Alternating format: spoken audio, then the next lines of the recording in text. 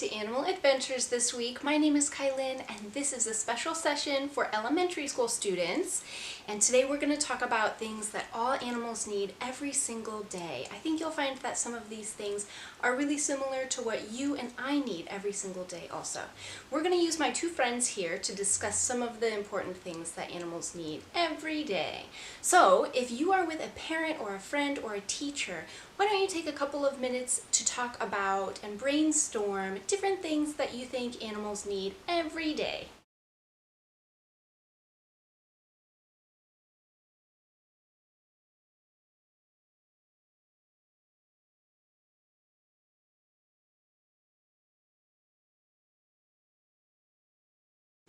What were some of the things that you thought of that animals need every day just like we do?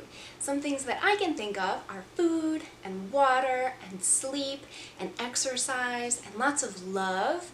There's probably a lot of other things as well. So next we're going to go a little bit deeper into that, and we're going to have a little activity using this mystery bag right here.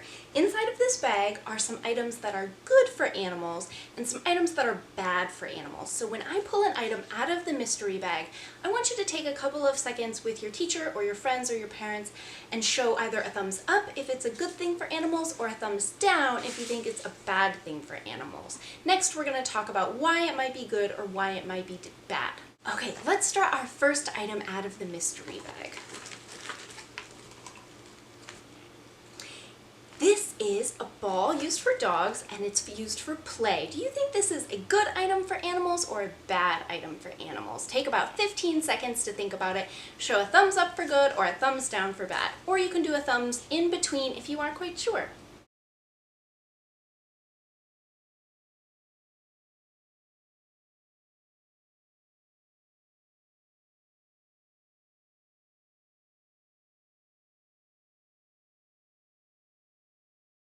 I hope that you did a thumbs up for this item because this is a really good item for animals. Not just dogs, but all animals need to get lots of exercise and lots of play, just like we do. Can you imagine going to school and not having recess time?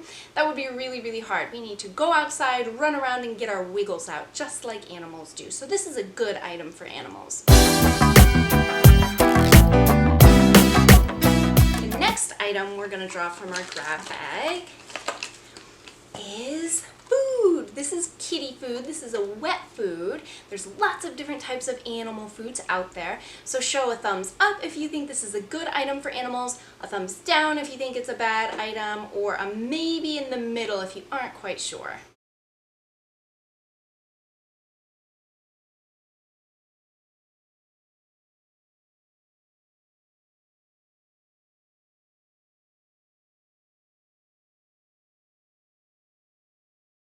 Good job! I hope your thumbs are pointed up because food is obviously really good for animals.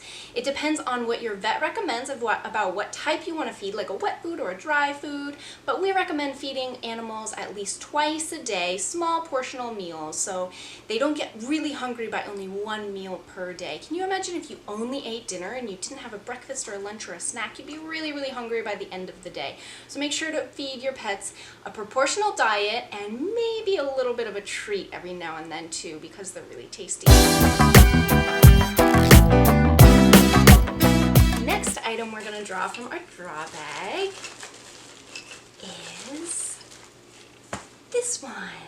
This is a brush. Do you think that this is a good item for animals or a bad item for animals?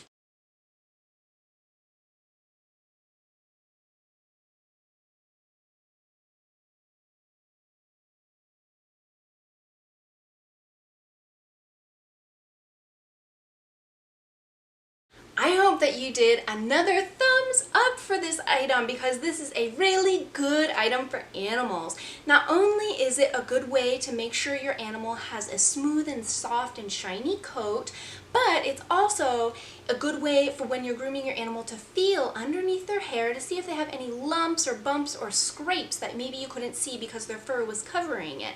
So we encourage you to groom your animal often and nicely so it's a really positive, feel-good experience for them. Also, if you have a long long-haired animal, like a long-haired cat or rabbit or dog, be aware that they can get what we call mats, and those are really, really tough tangles that can be really painful for them and start to pull on their skin. So those are animals that need to be groomed every single day. So keep in mind that grooming is a good thing for animals. The next item we're going to draw from our bag, let's do 2 items. These are raisins and these are chicken bones that I've put in this bag. Do you think these are good items for animals or bad items for animals?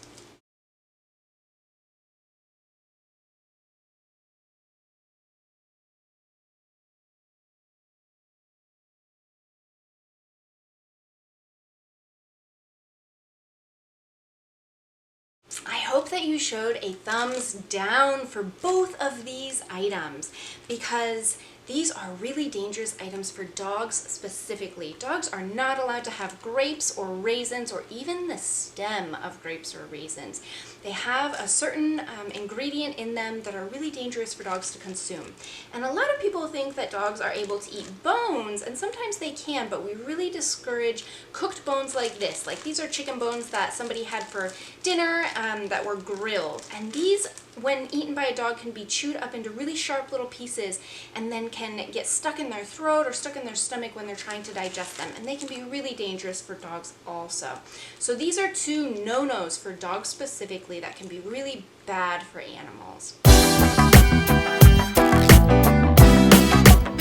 Okay, the next item we're going to draw from our bag is a leash. Long, skinny leash, probably for a small dog. Do you think this would be good for dogs or bad for dogs? Show me a thumbs up for good or a thumbs down for bad.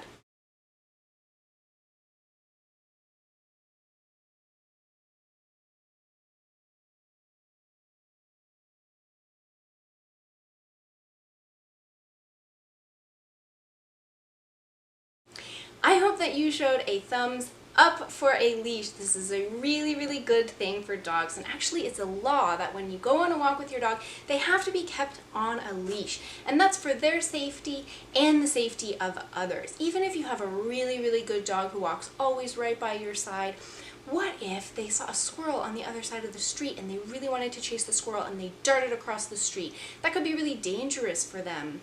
So always make sure to keep your dog on a leash when you go for a walk because this is a good way to keep them safe. The next item we're going to talk about is this one. Like a leash, this is a dog collar for a little dog. Do you think this is good for dogs or bad for dogs?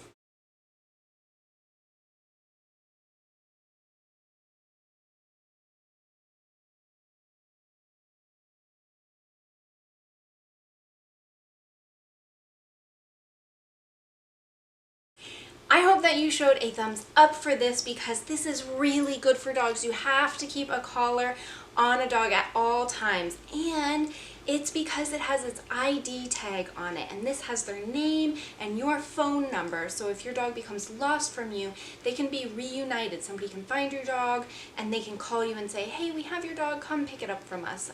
It's nice and safe here with us. So always make sure your dog has their collar and identification on. This is a good, important thing for animals. The next item we're going to draw from our bag is this. Do you think this is good for animals or bad for animals?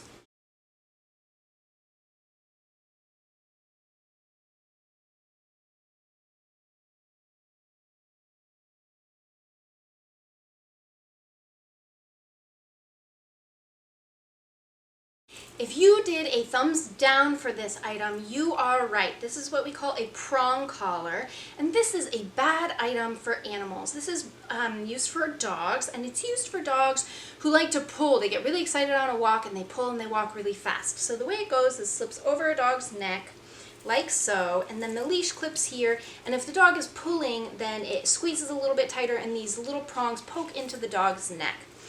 And It's important that we don't use these for dogs because we don't want to train our dogs not to do something by inflicting pain or a little bit of an ouchie on them. Instead, we want to reward them when they do something right. So we don't want you to put this on a dog because we want to avoid them from getting injured. We don't want this to poke into their neck or hurt them or scare them. Instead, we want you to reward them when they do something right, like offer them a treat when they don't pull instead. So please don't use this item. We refer to this as a bad item for animals. There's one more item left in my mystery bag, and it's the trickiest of all, and it's medicine. Do you think this is a good item for animals, a bad item for animals, or an in-between if you don't know, or you think this is kind of a trick question?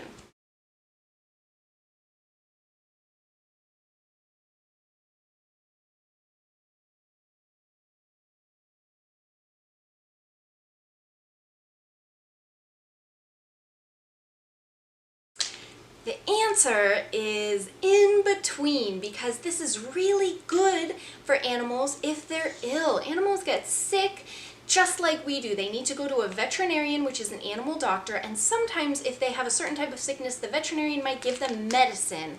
And it's really important that they take the right amount of medicine at the right time. But this might be a bad item for animals if an animal discovers a little bottle of medicine and chews on it and tries to play with it and accidentally eats medicine that isn't theirs, or they eat too much of it. That's really, really dangerous. That might poison them and make them even sicker. So we don't want them to come across it and eat too much of it. So it could be bad in that circumstance, but if they're sick and they need medicine, then it's a really good thing for them because it will help them get well again. So it's both a good thing and a bad thing.